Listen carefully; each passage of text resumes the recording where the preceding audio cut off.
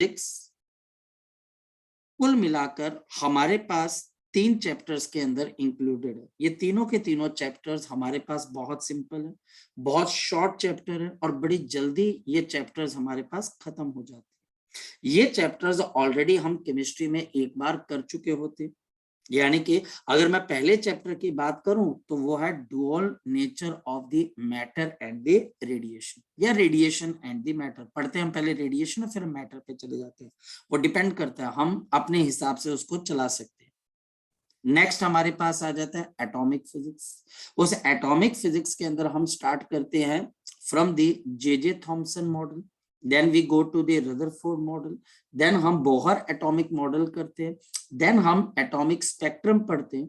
हमारे पास जो स्पेक्ट्रम आता है लाइमर, बाल्मर, पाशन, इस स्पेक्ट्रम को हम वहां पर पढ़ते हैं एंड देन हम इसको इवेंचुअली खत्म कर देते हैं। इसमें न्यूमेरिकल्स, बहुत अच्छे न्यूमेरिकल्स आते हैं, मैक्सिमम न्यूमेरिकल्स आप एटॉमिक फिजिक्स से एक्सपेक्ट कर सकते हैं। और उसके बाद न्यूक्लियर फिजिक्स है।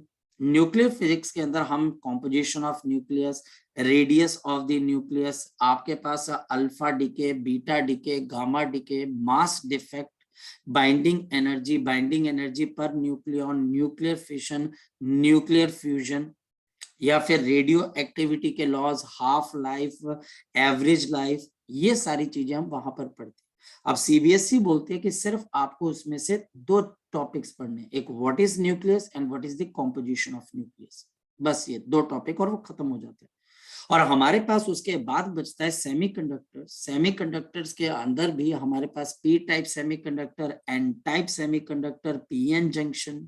हमारे पास पीएन जंक्शन का मॉडल कैसे बनता है, rectifier, half wave rectifier, full wave rectifier, diode, zener diode हमारे पास हो जाता है, इनकी वर्किंग क्या होती है डायोड्स की, ये सारी लॉजिक, डिजिटल वर्ल्ड के अंदर, जैसे भी आपने बोला डिजिटल कैलकुलेटर, वो डिजिटल कैलकुलेटर काम कैसे करता है, उसके पीछे का सर्किट क्या है, इंटीग्रेटेड सर्किट की पहचान, बेसिक सर्किट, आपके पास और गेट, नॉर गेट, एंड आपके पास आ जाता है we have the not gate, and gate, और आपके पास और गेट, और इनकी कॉम्बिनेशन, नॉर गेट हो गया, नैंड गेट हो गया हमारे पास, या फिर बच्चा हमारे पास कोई और आपके पास जोर गेट, एक्सनॉर गेट, ये सारे के सारे हम यहाँ पर पढ़ते हैं और ये मॉडर्न फिजिक्स का हिस्सा है।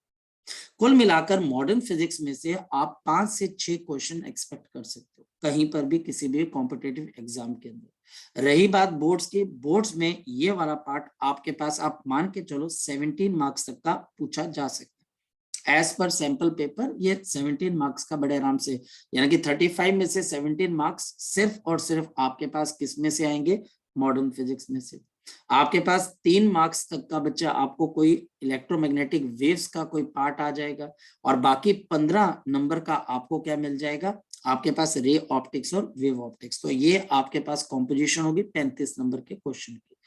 तो मॉडर्न फिजिक्स के अंदर हम आज जो टॉपिक यहाँ पर पढ़ने वाले, जो हमारे पास आज का टॉपिक है मॉडर्न फिजिक्स का, it is the dual nature of, we have the dual nature of the आपके पास matter and the radiation. So matter and आपके पास यहाँ पर आ जाती है radiation, so matter and the radiation, so matter and आपके पास यहाँ पर radiation. One of the important topic, यहाँ पर ये टॉपिक आपको कॉम्पिटिटिव एग्जाम के अंदर और स्कूल एग्जाम के अंदर तो डेफिनेटली आपको पूछा ही जाएगा। तो dual nature of matter and radiation की शुरुआत हमारे पास कहाँ से होती है, इलेक्ट्रॉन से। इसकी शुरुआत हमारे पास इलेक्ट्रॉन या कैथोड रे से हमारे पास होती है। तो अगर आपको बोला जाए कि इलेक्ट्रॉन की डिस्कवरी किसने की थी, अगर आपसे पूछा जाए इलेक्ट्रॉन को डिस्कवर किसने किया था, तो आप बोलोगे इलेक्ट्रॉन को जे थॉमसन ने डिस्कवर किया था। और हमारे पास जे थॉमसन ने बोला था कि हमारे किसी एटम के अंदर, हमारे पास एटम के अंदर आपके पास इलेक्ट्रॉन, एक नेगेटिवली चार्ज पार्टिकल रहता है जिसका नाम उन्होंने इलेक्ट्रॉन रख दिया। तो ये हमारे पास पॉजिटिवली चार्ज न्यूक्लियस है और यह हमारे पास इलेक्ट्रॉन इसके अंदर ट्रेवल कर रहा है। और ये इलेक्ट्रॉन्स को उन्होंने किस एक्सपेरिमेंट के अंदर देखा था, किसी बच्चे को याद है? उन्होंने एक फेमस एक्सपेरिमेंट किया था, अगर आपको याद है, कैथोड आपके पास ray tube experiment, cathode ray tube experiment. उसके अंदर उन्होंने कैथोड रे को उन्होंने देखा। अब देखो है थी तो वो रेडिएशन, लेकिन उन्होंने बोला कि ये रेडिएशन किससे बनी हुई है, इलेक्ट्रॉन से बनी है, कि एटम के अंदर कोई नेगेटिवली चार्ज पार्टिकल है। कहीं ना कहीं ड्यूअलिज्म का, कि हमारे पास मैटर के पास और रेडिएशन के पास डुअल नेचर एग्जिस्ट करती है, यानी कि उसके पास दो तरह के पर्सपेक्टिव हो सकते हैं, मैटर के पास रेडिएशन का और रेडिएशन के पास मैटर का। तो उसका सीड कहीं ना कहीं कैथोड रे ट्यूब एक्सपेरिमेंट में था। और हमारे पास जे थॉमसन ने जो एक्सपेरिमेंट किया था, उस एक्सपेरिमेंट से जे थॉमसन ने जो एक्सपेरिमेंट किया था उससे हमें क्या चीज पता लगी थी, उससे हमको ये चीज पता लगी थी कि जो कैथोड रे ट्यूब एक्सपेरिमेंट है, इलेक्ट्रॉन के चार्ज इज टू मास की रेशियो निकली थी, इलेक्ट्रॉन के चार्ज इज टू मास की रेशियो हमारे पास निकली थी। इसके बाद हमारे पास यहाँ पर नेक्स्ट पॉइंट आपके पास आया, which was known as to be the photon. Next हमारे पास यहाँ पर आपके पास है photon picture of the radiation, या फिर photon model of the radiation, photon model of the radiation. इसके अंदर ये प्रिसीव किया गया, ये जाना गया, ये समझा गया कि हमारे पास रेडिएशन किसकी बनी होती है। The radiation is made, the radiation is made from the tiny energetic particle, tiny आपके पास energetic particles, tiny energetic particles, जिनका नाम उन्होंने क्या रखा, जिसका नाम बच्चे उन्होंने हमारे पास क्या रख दिया, फोटोन रख दिया। फोटोन का मतलब हमारे पास क्या होता है, this is the quanta of energy, this is the quanta of the energy, ये मेरे पास quanta of energy. Photon model of radiation के अंदर रेडिएशन को रिसीव किया गया कि ये हमारे पास बेसिकली एक आपके पास क्वांटा ऑफ रेडिएशन है, क्वांटा ऑफ एनर्जी है, और ये आपको समझा सकती है कि लाइट के पास एक पार्टिकल नेचर एग्जिस्ट करती है। हमारे पास इससे पहले जो लाइट थी हमारे पास, उसको एज अ वेव हम ट्रीट कर रहे थे, और इसकी वजह से हम interference of the light waves, the interference of the light waves, the diffraction of the light waves, diffraction of the light waves, and हमारे पास हम polarization of the light wave को अंडरस्टैंड कर चुके थे। लेकिन हमारे पास लाइट का फोटोन मॉडल जो हमने एज्यूम किया, उस फोटोन मॉडल से हमने क्या चीज समझी, हमने photo electric effect, the photo electric effect एक तो ये समझा, हमने यहाँ पर समझा कॉम्पटन इफेक्ट, हमने यहाँ पर कॉम्पटन इफेक्ट को समझा बच्चा आपके पास, एंड जो हमारे पास एक्सरे स्पेक्ट्रा आपके पास है, जो एक्सरे स्पेक्ट्रा हमारे पास आया, उस एक्सरे स्पेक्ट्रा को हमने फोटोन मॉडल से समझने की कोशिश की। तो ये हमारे पास लाइट का एक नया मॉडल था जिसको फोटोन मॉडल माना गया। और सबसे इंपॉर्टेंट क्या था कि हमने इससे फोटो इलेक्ट्रिक इफेक्ट को अंडरस्टैंड करने की कोशिश की। तो हमारे पास सबसे पहले चीज आ जाती है कि व्हाट इज फोटोन। तो हम क्या बोल देते हैं, फोटोन बेसिकली हमारे पास क्या आ जाती है, the photon is the particles. ये हमारे पास पार्टिकल आपके पास पिक्चर ऑफ द लाइट को एक्सप्लेन करता है। ये particle picture of the light को हमारे पास एक्सप्लेन करता है। ये particle nature of the light को समझाने की कोशिश करता है कि लाइट जो है, जो बेसिकली लाइट कहीं पर इंसिडेंट हो रही है, उस लाइट के अंदर हमारे पास बहुत सारे फोटोन्स हैं, बहुत सारे हमारे पास यहाँ पर फोटोन्स क्या हैं आपके पास प्रेजेंट है। There are lots and lots of photons are present. ये फोटोन जो हमारे पास होते हैं, नंबर 1, ये हमारे पास ऐसे पार्टिकल्स हैं विच आर चार्जलेस, ये हमारे पास चार्जलेस पार्टिकल्स हैं, बट लेकिन ये हमारे पास कैरियर है, ये आपके पास कैरियर है। ये किसका कैरियर है, this is the carrier of the electromagnetic आपके पास waves, this is the carrier of the electromagnetic waves. ये हमारे पास इलेक्ट्रोमैग्नेटिक वेव्स के क्या आ जाते हैं, आपके पास कैरियर आ जाती है। नेक्स्ट हमारे पास ये जो फोटोन है, इनका रेस्ट मास आपके पास किसके बराबर है, 0 के बराबर। इनका रेस्ट मास हमारे पास 0 के बराबर है, इनका रेस्ट मास 0 के बराबर है। नेक्स्ट वन, ये फोटोन हमारे पास ट्रेवल करते हैं, they travel in the free space, they travel in the free space, ये ट्रेवल करते हैं फ्री स्पेस के अंदर with the speed of c is equal to 10 raised to power 8 metre पर सेकेंड। तो c is equal to 3 into 10 raised to power 8 metre पर second की speed से ट्रेवल करते हैं। ये हमारे पास यहाँ पर फोटोन की पहली कुछ प्रॉपर्टीज है। तो यहाँ पर हमारे पास नेक्स्ट इंपॉर्टेंट प्रॉपर्टी क्या आ जाती है, what is the dynamic mass, what is the dynamic mass. हमारे पास यहाँ पर dynamic mass of the photon किसके बराबर होगा, dynamic mass of the photon किसके बराबर होगा, तो dynamic mass of the photon is a rest mass divided by under root of 1 minus v square by c square.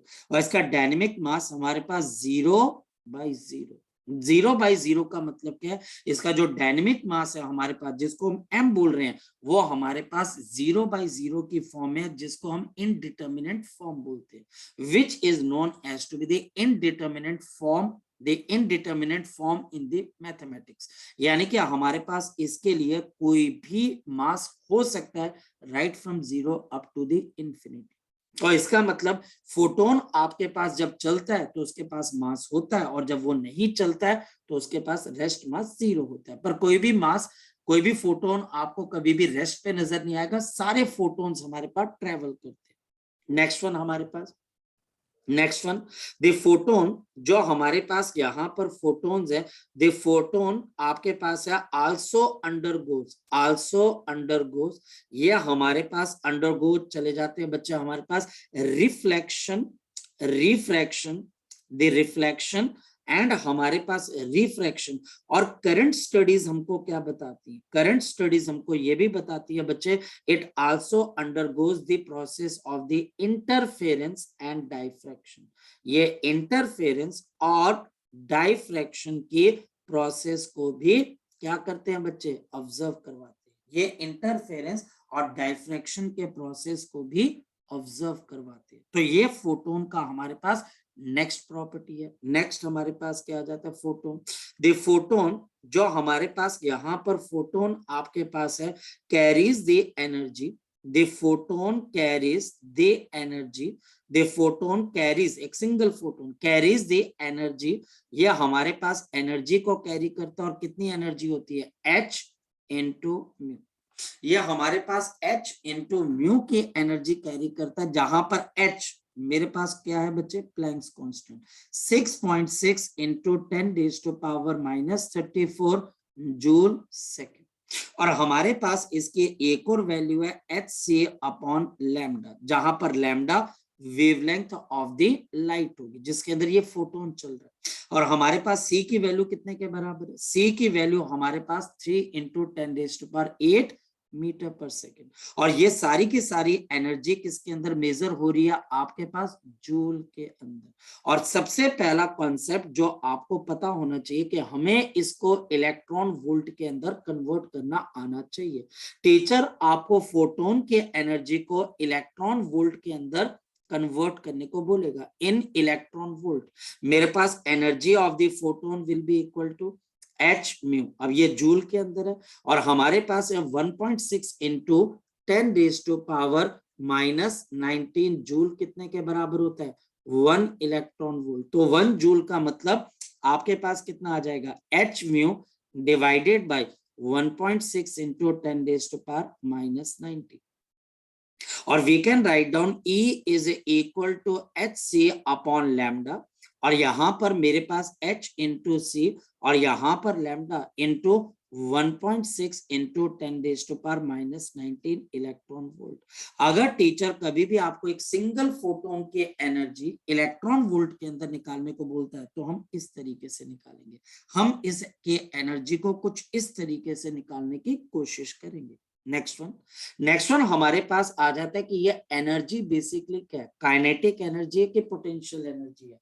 तो आप बोलोगे ये एनर्जी बेसिकली मेरे पास एक काइनेटिक एनर्जी है, momentum of the photon. So next is the momentum of the photon. So next is the momentum of the photon. Momentum of the photon, मेरे पास momentum of the photon को किस तरीके से देखेंगे, हमारे पास momentum of the photon is given by p is equal to h upon मेरे पास लैम्डा आ जाएगा, और therefore we can write down the momentum of the photon is h by lambda also. और एक और चीज है, मेरे पास E की वैल्यू किसके बराबर होती है, h म्यू के बराबर, और E की वैल्यू आपके पास किसके बराबर है, mc स्क्वायर के बराबर। अगर मैं दोनों को आपस में इक्वेट कर देता हूं तो therefore what I can write down, मैं क्या लिख सकता हूं यहाँ पर, h mu is equal to आपके पास आ जाएगा mc का स्क्वायर, और therefore we can write down hc upon lambda is equal to mc का स्क्वायर। ये हमारे पास कैंसिल, तो h अपॉन लैम्डा मोमेंटम होता है, तो मोमेंटम ऑफ द फोटोन इसकी एक और वैल्यू आएगी, मोमेंटम ऑफ फोटोन की हमारे पास एक और वैल्यू है, बताओ क्या वैल्यू आ जाएगी, इसकी वैल्यू मेरे पास आ जाएगी m into C. Momentum of the photon is also m into C. हाँ एक और बात बच्चे ध्यान रखना, एक और बच्चे बात ध्यान रखना, आपके पास energy of the photon is also p into C. ये एक और बात ध्यान रखना, energy of the photon is also p momentum into सी।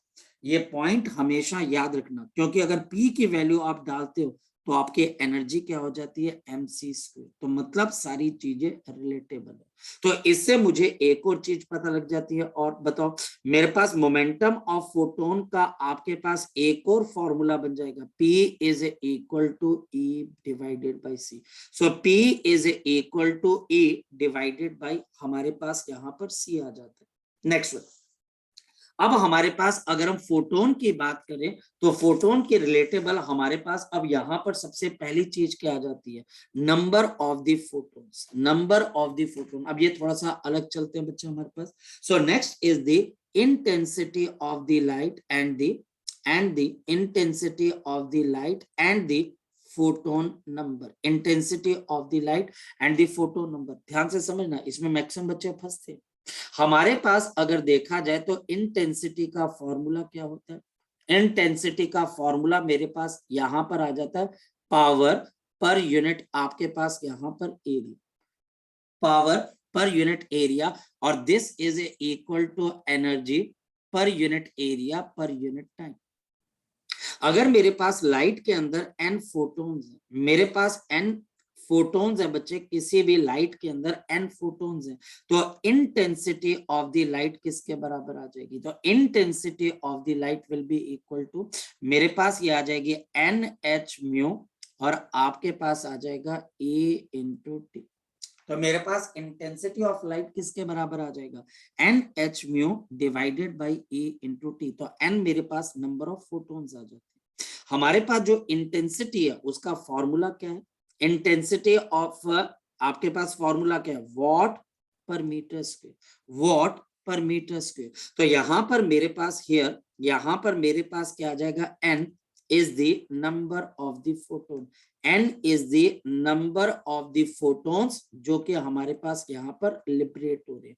तो इसका मतलब more intense is the light, more intense is the light, more intense is the light. आपके पास लाइट जितनी ज्यादा इंटेंस होगी, the more is the number of photon, more is the number of the photon, उतने ही ज्यादा उसके अंदर number of क्या आ जाएंगे बच्चे, फोटोन्स आ जाएंगे। उसके लिए बच्चा हमारे पास उतने ही ज्यादा नंबर ऑफ क्या आ जाएंगे, फोटोन्स हमारे पास आ जाएंगे। अब इंपॉर्टेंट चीज, इंटेंसिटी का मेरे पास कहीं ना कहीं आपके मोमेंटम के साथ रिलेशन है, कोरिलेशन बन पा रहा है, जरा चेक कर लेते हैं हमारे पास, जरा चेक करते हैं। तो हमने पिछली बारी क्या देखा कि मेरे पास एनर्जी, अब देखो बच्चे एनर्जी किसके बराबर है, तो हमने बोला एनर्जी मेरे पास है P इंटू सी।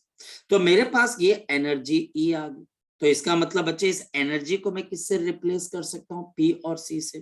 तो देयरफॉर अब मेरे पास यहाँ पर एक और इंपॉर्टेंट फॉर्मूला आ गया। मैं इंटेंसिटी को अगर I लिख देता हूँ तो NH म्यू की जगह मेरे पास क्या आ जाएगा, तो आप लिखोगे सर मोमेंटम, और यहाँ पर C, और नीचे एरिया इंटू टी। अब एक बात बताओ, अब एक बात बताओ, यहां पर मेरे पास ये मोमेंटम अपॉन टाइम क्या होता है? मोमेंटम अपॉन टाइम क्या होता है? तो मेरे पास फोर्स का एक फॉर्मूला होता है, अगर आपको याद हो तो फोर्स का एक फॉर्मूला हमारे पास क्या हो जाता है? Momentum upon time. तो अब मेरे पास यहां पर I is equal to force C upon आपके पास एरिया। ये मेरे पास यहाँ पर P/T के आगे फोर्स। तो अब ध्यान से देखना, मैं दो चीजें बता रहा हूं आपको। Number one, the radiation force. ये रेडिएशन फोर्स कितने के बराबर आ जाएगी? The radiation force will be F is equal to IA/C। और दूसरी चीज रेडिएशन प्रेशर। मेरे पास रेडिएशन प्रेशर किसके बराबर होगा? अब प्रेशर क्या होता है? Force upon area.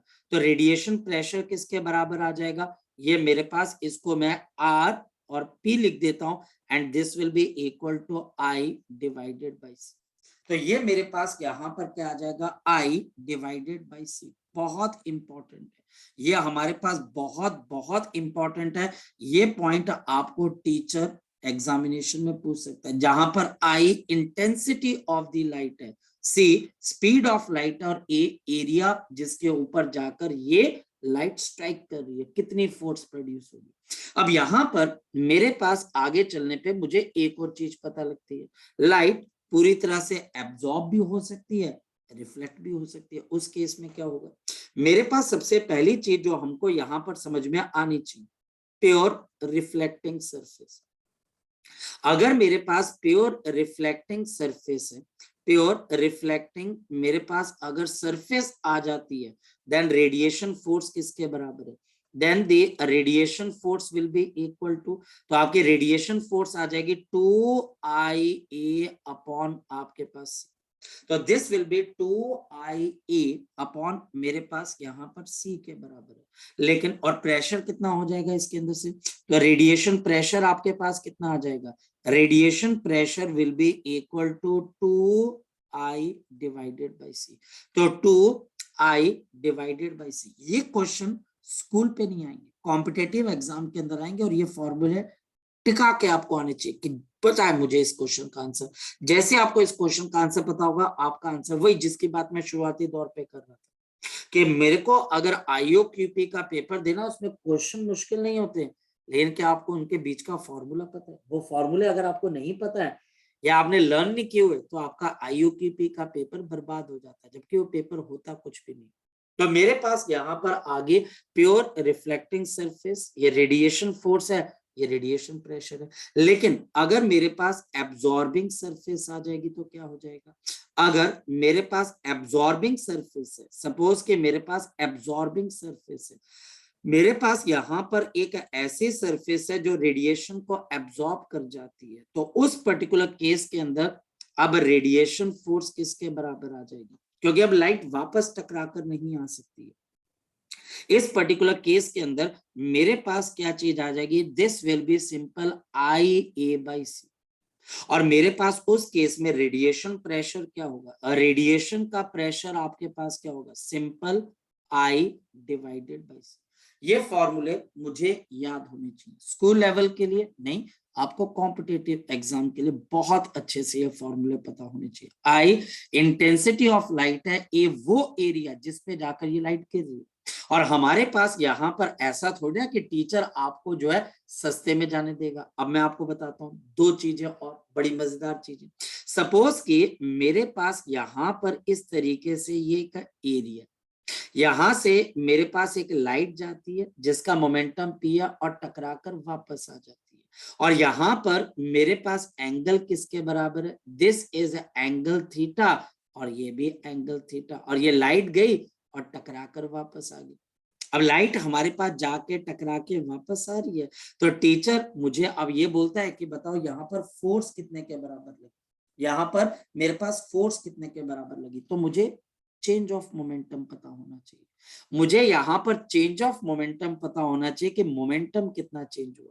तो मेरे पास यहाँ पर सारी कहानी चेंज ऑफ मोमेंटम पे टिकी हुई है। अब ये +2 का तो टॉपिक है ही नहीं, क्योंकि यहाँ पर चेंज ऑफ मोमेंटम अगर आप निकालने जाएं तो चेंज ऑफ मोमेंटम किसके बराबर है? ये एंगल थीटा, ये पी है, तो ये मेरे पास पी कॉस थीटा, ऊपर की तरफ मेरे पास क्या आ जाएगा? P sine of theta. यहां पर मेरे पास क्या आ जाएगा? पी कॉस थीटा, ऊपर की तरफ पी साइन थीटा। तो ये मेरे पास आ गया पी कॉस थीटा, ऊपर की तरफ पी साइन थीटा। तो चेंज ऑफ मोमेंटम किसके बराबर आ जाएगा? चेंज ऑफ मोमेंटम मेरे पास आ जाएगा 2p into cos of theta. 2p into हमारे पास कॉस ऑफ थीटा, क्योंकि साइन थीटा और साइन थीटा में कोई फर्क नहीं है। जो मोमेंटम है p कॉस थीटा जाने का, p कॉस थीटा वापस आने का। तो p कॉस थीटा जाने का और p कॉस थीटा आपके पास वापस आने का है। और इस वजह से हमारे पास यहाँ पर मोमेंटम के अंदर चेंज आ गया। अब टीचर बोलता है कि भैया इंटेंसिटी किसके बराबर है? तो ये आपके पास change in momentum upon time. तो हमारे पास यहाँ पर सिंपली जहां जहां मोमेंटम आ रहा है वहां वहां अब हम 2p cos थीटा लगा देंगे। और देयरफॉर बोलो बच्चे। सर ये पी साइन थीटा पे फर्क नहीं पड़ रहा, क्यों? बेटा चलो देख लेते हैं। देखिए ये हमने +1 के अंदर न्यूटन लॉ ऑफ मोशन के अंदर पढ़ा होता है, ये वेक्टर की एप्लीकेशन है। हमारे पास अगर मैं इनिशियल मोमेंटम की बात करूं तो p cos theta i cap and plus of p sin theta j cap. टकराने के बाद फाइनल मोमेंटम कितने के बराबर हो जाएगा? ठीक है सर, आपके समझ पास p गया। Minus p cos theta i cap plus of p sin theta j cap. अब चेंज ऑफ मोमेंटम निकालना है, दोनों को सब्ट्रैक्ट करना है, तो बता क्या हो जाएगा? यहाँ पर p final minus p initial, तो यहाँ पर minus p cos theta i cap minus p cos theta i cap and plus of p sin theta minus of p sin theta j cap. तो ये तो कैंसिल हो जाएगा। ना direction का चेंज आया, ना मैग्नीट्यूड का चेंज आया, ना डायरेक्शन का चेंज आया, ना मैग्नीट्यूड का चेंज आया, लेकिन जो हॉरिजॉन्टल कंपोनेंट है p cos थीटा उसकी डायरेक्शन चेंज हो गई है। सामने देखिए, तो इस वजह से चेंज इन मोमेंटम का जो मैग्नीट्यूड है अगर मैं उसका ले लूं तो वो नेगेटिव साइन हट जाएगा, this will be equal to, ये आपके पास क्या आ जाएगा? 2p 2p को। cos। ये +1 के अंदर हम करते हैं। ठीक है बेटा, क्लियर होगी बात? ठीक है बच्चे। ठीक है। अब हमारे पास यहाँ पर जहां जहां पर फोर्स और प्रेशर आ रहा है वहां वहां हमारे पास कॉस थीटा का कंपोनेंट आपस में ऐड हो जाएगा एंड देयरफॉर, और इस वजह से जो मेरे पास रेडिएशन फोर्स आती है अब वो आपके पास आ जाएगी 2i। ये अब मेरे पास आ जाएगी 2i, अब a और मल्टीप्लाइड बाय क्या आ जाएगा? कॉस थीटा अपॉन सी। और मेरे पास रेडिएशन प्रेशर कितने के बराबर आ जाएगा? 2i cos of theta upon C. लेकिन यहां पर भी एक पंगा है, अगर टीचर एंगल यहां के साथ दे दे फिर क्या हो जाएगा? अल्फा और अल्फा। अगर टीचर एंगल इस मिरर के साथ दे दे तो क्या हो जाएगा? अगर टीचर ये एंगल मिरर के साथ दे देगा तो फिर और एक पंगा हो जाएगा, और वो पंगा अब आपके पास क्या हो जाएगा? तब रेडिएशन फोर्स के अंदर कॉस का नहीं, किसका कंपोनेंट आ जाएगा? साइन का। तो 2ia साइन अल्फा अपॉन सी, और रेडिएशन प्रेशर आपके पास कितनी आ जाएगी? 2i into sine of alpha upon of C. तो ये बहुत इंपॉर्टेंट, ये बहुत बहुत इंपॉर्टेंट है। इसके अंदर एक प्रॉब्लम और भी आती है, ये तो आपके पास आ गई कि आपने चीजों को आपने रिफ्लेक्ट किया एक एंगल के ऊपर, और हमारे पास यहाँ पर एक और चीज आ जाती है, अगर वो एक एंगल के ऊपर जाके एब्जॉर्ब हो रही है तो हमेशा वो कंपोनेंट आप लोगे जो एब्जॉर्ब हो रहा है जो कि मिरर के परपेंडिकुलर। ये भी ध्यान रखना। कहने का मतलब ये तो हमारे पास प्योरली रिफ्लेक्टिंग था। सपोज कि मेरे पास यहाँ पर कोई एक ऐसी सरफेस है जहां पर लाइट गई और ये एब्जॉर्ब होगी, और ये लाइट हमारे पास कितना एंगल बना रही है? थीटा। तो इसके हमारे पास यहाँ पर कितने कंपोनेंट बन जाएंगे? बोलो शाबाश। तो हमारे पास इसके 2 कंपोनेंट बन जाएंगे। अब लाइट अगर यहाँ पर जा रही है और ये पूरी तरह से एब्जॉर्ब हो रही है तो आप इस लाइट का मोमेंटम का कौन सा कंपोनेंट लोगे? p cos theta. सिर्फ इसकी वजह से हमारे पास एब्जॉर्प्शन हो रही है, क्योंकि जो p sin थीटा वो तो एब्जॉर्ब हो ही नहीं रहा। तो हमारे पास यहाँ पर अब अगर टीचर बोलता है भैया रेडिएशन फोर्स कितने के बराबर है, तो आप बोलोगे जी i a cos of theta upon C. Radiation आपके पास प्रेशर कितने के बराबर है, तो आपका जवाब क्या आ जाएगा सर, ये हमारे पास आएगा I cos of theta upon of C. लेकिन एंगल का ध्यान रखना, तो यहाँ पर एंगल मैं क्या ले रहा हूँ बच्चे, एक आपके पास साइड के साथ एक पॉइंट के साथ बच्चे मैं एंगल ले रहा हूँ। अगर एंगल चेंज होगा तो बाकी चीजें भी हमारे पास क्या हो जाएंगी बच्चे, चेंज हो जाएंगी। काम खत्म। फिर हमारे पास यहाँ पर एक और पंगा, और क्या पंगा है देखते चलना। हमारे पास एक और पंगा, और पंगा है अगर मेरी ये सरफेस पार्शली रिफ्लेक्टिंग हो जाए और पार्शली क्या हो जाए बच्चे आपके पास एब्जॉर्बिंग हो जाए, मतलब कि कुछ एब्जॉर्ब हो जाए और कुछ रिफ्लेक्ट हो जाए, यानी कि हो सकता है कि प्योरली रिफ्लेक्टिंग हो और बच्चे हमारे पास पार्शियली बच्चे आपके पास रिफ्लेक्टिंग हो। तो उस केस के अंदर हमारे पास हम एक जर्नल फॉर्मूला लिखते हैं। Now this general formula is not for your school examination. The radiation force is given by this is 1 plus of R, ये रिफ्लेक्शन का कोफिशिएंट है, into I into A and divided by C. और मैं ये मान के चल रहा हूं कि लाइट कैसे चल रही है, बिल्कुल सीधी जा रही है। अगर लाइट एंगल पे जाएगी तो फिर बच्चे कौन सा कंपोनेंट लेना, वो कंपोनेंट लेना लाइट का जो इस मिरर के या सरफेस के परपेंडिकुलर। और फिर हमारे पास यहाँ पर रेडिएशन प्रेशर किसके बराबर है, तो हमारे पास यहाँ पे रेडिएशन प्रेशर किसके बराबर सर ये है, आप दिस, इसके लिए लिख पा रहे हो जो अब्जॉर्ब भी करता है और रिफ्लेक्ट भी करता है? बिल्कुल। हमारे पास यहाँ पर अब रेडिएशन प्रेशर आ जाएगा 1 plus of R into I by C. यहाँ पर स्मॉल आर के, this is the coefficient of the reflection, this is the coefficient of the reflection, coefficient of the reflection.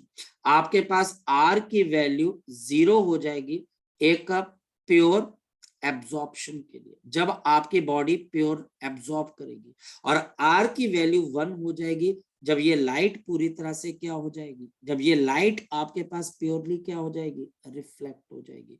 तो ये मेरे पास इसमें भी बच्चे अभी बहुत स्कोप है, क्योंकि टीचर हो सकता है कि लाइट को सीधा ना भेज के एक एंगल पे भेजे, तो फिर कंपोनेंट पे थोड़ा दिमाग लगा लेना। और हमारे पास ये फोटोन पिक्चर अब जाके कंप्लीट होती है। स्कूल लेवल की फोटोन पिक्चर बहुत पहले खत्म हो जाती है कि स्पीड ऑफ लाइट है, ये है, वो है, रिफ्लेक्ट हो जाता है, लेकिन रेडिएशन फोर्स और रेडिएशन प्रेशर रियलिटी है और इसके ऊपर क्वेश्चन आपको आते हैं। और अगर सीबीएसई ने अपना पेपर कॉम्पिटेंसी बेस्ड कर दिया तो भी हमारे पास ऐसा क्वेश्चन बनाया जा सकता है या फिर बच्चे पूछा जा सकता है। क्वेश्चन करके देखते हैं। तो मेरे पास यहाँ पर सबसे पहली चीज आपके पास एक क्वेश्चन के फॉर्म में आ जाता है। क्वेश्चन हमारे पास क्या है जरा चेक करते हैं। मेरे पास यहाँ पर क्वेश्चन क्या है, हाउ मेनी फोटोन्स, क्वेश्चन हमारे पास क्या है, अब ये सीबीएसई और कंपटीशन दोनों में आ सकता है। हाउ मेनी फोटोन्स, मेरे पास कितने फोटोन्स है, how many photons are emitted per second, इसको फोटोन फ्लक्स भी बोलते हैं। एमिटेड आपके पास पर सेकेंड, इसको फोटोन फ्लक्स भी बोलते हैं, भाई देख लेना, फोटोन फ्लक्स भी बोलते हैं, by 5 milliwatt laser beam, 5 milliwatt laser beam, और ऑपरेटिंग एट, ये ऑपरेट कर रही है आपके पास, दिस इज ऑपरेटिंग एट, ये ऑपरेट कर रही है 632.8 नैनोमीटर। इसमें से हमारे पास कितने फोटॉन्स बाहर की तरफ को निकलेंगे, हमारे पास यहाँ पर कितने फोटॉन्स आपके पास बाहर की तरफ को निकलेंगे। सॉल्यूशन, इस क्वेश्चन को करने का तरीका हमारे पास क्या है, the power is given bye E divided by आपके पास एरिया, जो कि बच्चा हमारे पास सॉरी पावर आपके पास एनर्जी पर यूनिट एरिया, एक मिनट, हमारे पास power is given by energy per unit time, I am sorry area नहीं आएगा, and the power is also given by number of photons H and C upon lambda, क्योंकि light की wavelength given है, multiplied by time t, और मुझे पर second है तो इसको 1 सेकेंड ले लेना, तो n is equal to lambda into P upon H into C। तो मेरे पास आ जाएगा 632.8 into 10 raise to power -9, H 6.6 into 10 raise to power -34। यह हमारे पास यहाँ पर आपके पास क्या आ जाएगा, एक मिनट, एच नीचे आएगा, एच शुड बी डाउनवर्ड, वो एच मैंने ऊपर लिख दिया गलती से, आपके पास ऊपर पावर आ जाएगी। सो ऊपर पावर हमारे पास है 5 इंटू 10⁻³ नीचे मेरे पास एच आ गया 6.6 इंटू 10⁻34 और सी कितना है 3 इंटू 10⁸, ये मेरे पास एन आ जाएगा। इसकी वैल्यू अगर हम निकालते हैं, so this comes out to be, जो मैंने निकाली हुई है वो है बच्चे 1.6 इंटू 10⁻16, आपके पास इसकी वैल्यू आ जाएगी। So this will be the value, ये आपके पास एन की क्या आ जाएगी, वैल्यू आ जाएगी। सो ये हमारे पास इसका पहला टॉपिक, और पहला टॉपिक बहुत इंपॉर्टेंट होता है फोटोन के रिगार्डिंग, कि फोटोन के हमारे पास क्या क्या क्वेश्चन हो सकते हैं, और फोटोन के बाकी के क्वेश्चन आज रात की क्लास के अंदर हम डिस्कस करेंगे। आज रात की क्लास के अंदर हम फोटोन से रिलेटेड क्वेश्चन करेंगे, और फोटो इलेक्ट्रिक इफेक्ट क्या होता है क्या नहीं होता है, आप केमिस्ट्री का एक बार रिवाइज कर लीजिए, उसके बाद बच्चे हम इसको डिस्कस करेंगे। इसके साथ में क्या लिखा था आपने, मेगावाट? मिलीवॉट बच्चे, मिलीवॉट, मेगावाट बहुत बड़ी होती है। चलिए